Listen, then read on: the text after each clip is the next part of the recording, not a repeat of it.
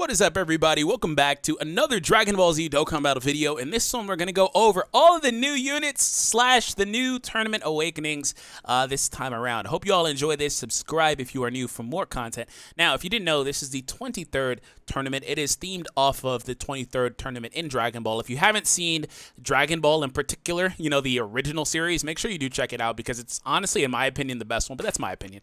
Nonetheless, it's a really, really good anime, and it covers a lot of different things, and it kind of gives a different take on the show in terms of like them not being all super powered and flying and all that stuff. And this, again, just like the last tournament, is themed off of the in-show tournament / in anime or manga, excuse me, tournaments. So this all goes live in a couple of days now. So you can see my time. It's literally 4/4, so April 4th.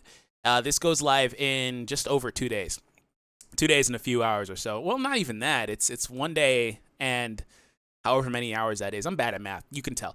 Either way, it's going to be live in a couple of days on the 6th. Basically just after midnight in Pacific Standard Time. So here we have Monkey King. And this guy is a base SR.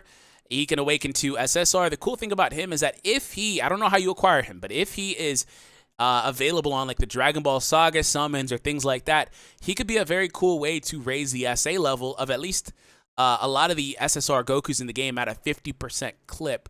If you go ahead and make them transcend UR, I don't think it's still 50%. I think it goes down.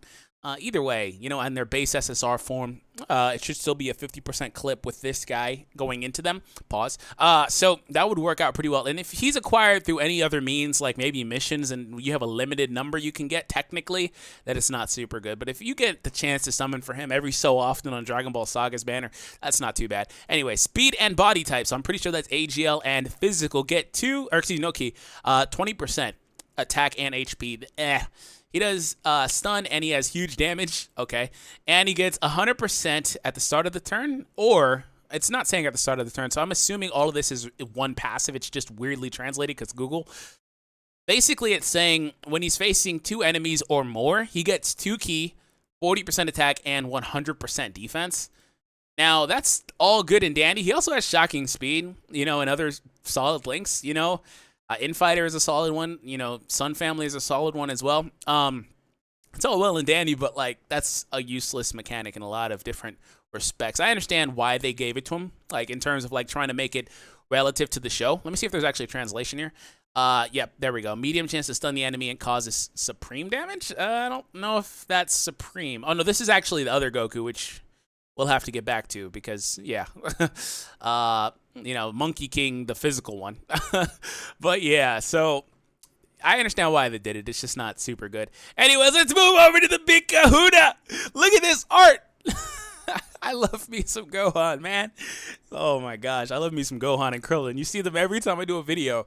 They're on the sides. Anyway, speed and skill and body. So STR, attack, and AGL, I think, get 2 ki and 50% up to their stats. Let me make sure that was right. Yep. So everything he does is for STR, AGL, and tech. So it's actually really good as like a sub-leader. Those types of leader skills are actually really good for sub-leaders if you care about Battlefield. Battlefield is such a weird mode because it went from being this different thing to being kind of just the same thing again. But anyways, he gets a 1-turn significant attack increase. So he massively raises his attack for 1 turn, which is actually really, really good. And also does supreme damage is what the translation was. I kind of thought this was immense, but I guess it's not. Anyways, on the passive, he gives, the same types that the leader skill supports. 2 ki and 30% attack and defense. So he's in a weird place because, I mean, he has solid links, but it's like there's so many units of his ilk in the super tech bracket. Like, there's already, like, Trunks. There's Tien, who's just you're going to run freaking Tien. He's the best one. You know, there's things like that, and he's in a weird spot to where he's a good option if you don't have other units, but he's not super great. But that art is A1. That's some of the best art in the game. And I'm not just saying that because I'm biased towards Gohan, and specifically this Gohan. I love every iteration of Gohan. You know, I think, honestly, you know, I don't know. I don't care too much about Future because I just don't, I don't know. I care more about Gohan being who he wanted to be as opposed to who he was forced to be. That's just me. But nonetheless, this art, I'm not saying it because I'm biased. That art is A1, man. All right, so we have the new Monkey King, the physical awakening for the feat Kamehameha Goku. Anyways, this art is really good too. They've really stepped up their art game, their essay animation game in this game. Body attributes of the energy, 2 key and 60%. So physical types get 2 key and 60% attack and defense. Unfortunately, no HP, but again, a solid, nonetheless, solid, leader for a sub leader in Battlefield. Gotta make sure that I point that out now, because some of these units that you never looked at their leader skills before, now you kind of have to in certain respects. Anyways, super extra large damage to the other party, stun a medium probability. So that's supreme damage to one target. It says other party, but it's to one target. And stun, he has a medium chance to stun, basically. Stunning is cool. It's an extra little gimmick. I would rather have that than greatly reducing defense, because a lot of people still don't understand that mechanic is crap. I would love to have, reducing attack, because that's actually, in some respects, really good. But stunning is honestly really, really good too. But it's just they kind of nullify all of those things, and it's just the biggest kick in the teeth when they say, oh, well, I have this awesome stunner, but he can't stun anybody, because later on in the events, they take away your ability to do that. This guy is basically the same. He gets 80% attack and defense when launching a super. They've low-key gave that exact same passive to, 4 different Gokus in the last, 2 weeks? The God Goku's got that exact same passive, I believe. To be fair, he already had it, but, still, chill with that. 80% attack and defense during super attack. Chill. Especially because he doesn't get anything prior. So, if he has to get hit, for example, before he launches his super, he's not going to tank very well. Oh, man. But still, he's a good unit. I like him. He's a solid replacement. It's just super tech in particular, or super physical, excuse me, is super stacked with a lot of units. They don't need him, but he's a good replacement. I may do a showcase. It depends. I'm too lazy to get him up, to be honest. And this is a unit I actually want, because he could be sneaky good. Let's find out together how good he is. Energy of the Force attribute. So STR types get 2 key and 60% HP and attack. That's pretty good. HP and attack I'd rather have than attack and defense in particular. I'd rather just HP and attack are the most important things to me. So that's a good blend, again, for the Super Battle Road. Not Super Battle Road, but sub-leaders in Battlefield. If you're a global player, don't even worry about it.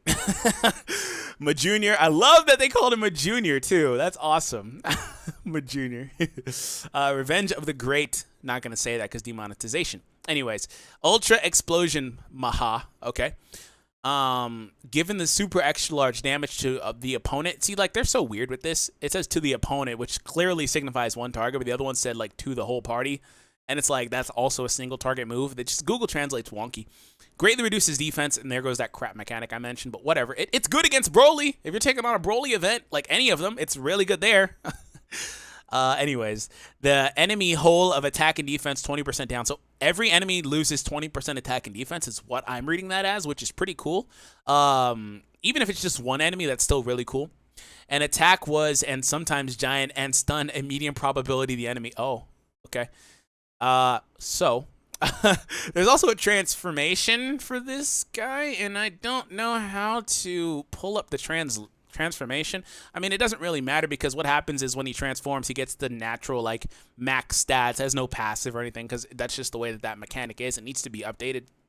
But basically, he reduces their attack and defense by 20%, which is pretty cool.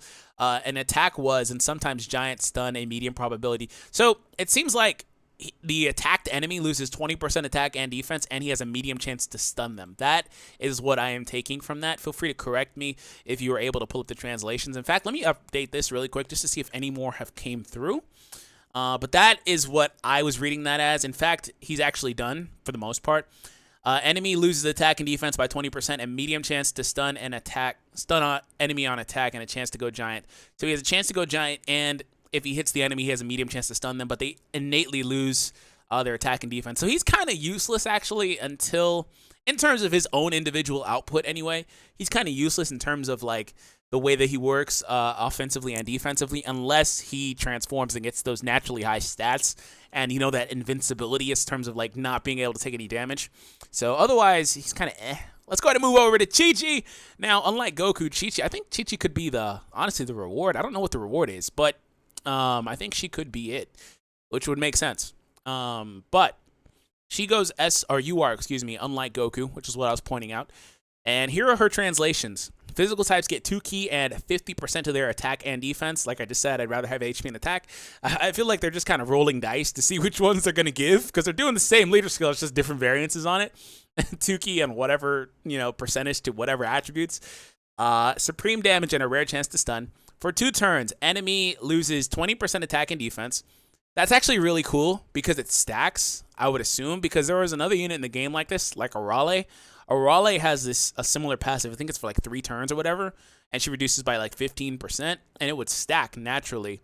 It's just unfortunate that it's for 2 turns though instead of 3, because now that I think about it, unless somehow you're running like 2 of these, like if you have like a friend leader, I guess, you won't be able to stack that, because by the time she comes back on rotation, it's going to be null. She'd have to reapply that.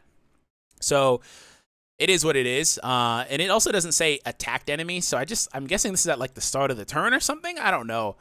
So at the start of the turn, start of the phase or whatever. I think it's just something at the start of the turn. It applies for another 2 turns. So every time you see her, she's gonna do it, which is actually pretty cool to be honest. When HP is above 50%, she gets 3 ki and 60%. I guess. What was that, D3? That's okay. Whatever. I'm not gonna call her bad. I don't know. It's better than below 50%. She's okay. She's all right. Maybe she'll be good in the Peachy Peachy Gals category if she's in that, which I imagine she is. And look, they have Lucha Libre. They have Yajirobe here. Energy of the Force types, 2 ki, whatever. 20% attack down, enemy of body attributes, ability under the undercover. What is undercover? Let me go ahead and see if there's a translation for that. There isn't one for Master Yajirobe. He's about the only one that doesn't have one. That's funny. Also, there's these other units here that I'm going to look at. So I'm just going to kind of just ignore Yajirobe because he's crap. But yeah, he's a natural R. So yeah, I don't care. We have a natural SR Crillon here. And the game's trying to force me to play because Crillon it. But, your boy's headstrong. Speed and skill. So AGL and tech types get 20% to the attack and defense, whatever. Huge damage and lowers defense. Not even a great lower. At the start of the turn, 30% reduce their own energy plus 3 and receive damage too. So he reduces received damage by 30% and reduces their energy plus 3. That's weird. I assume he gets 3 ki and reduces the damage he receives by 30%. That's what that looks like to me. Just weird, wonky. And no, I don't care about Spirit Ball Yamcha either. 30% attack to int types. Huge damage and reduces attack. That's not bad, actually. Reducing attack is, like I said earlier, not bad. It's one of the better mechanics you can give a unit, aside from them getting like some sort of stat buff. And that art is actually really good, too. The Crillon art was good, too. Anyways, attack in the energy meter 7 or more. So when he gets 7 ki, he gets 50% defense and 4 ki. If your HP is below 70%, ew. Screw off, Yamcha. Anyways, that's it for me. Hope you all enjoyed this. Subscribe if you are new for more content. Later today, there should be a Don Manchi Memoria Freeze video. It's a very good guide that I went through earlier. Hope you guys do find the time to check it out because I'm very excited about that game, and I want to kind of expose you guys, to a lot more content. So have an awesome day. I'll catch you all on the next one, guys. Take it easy.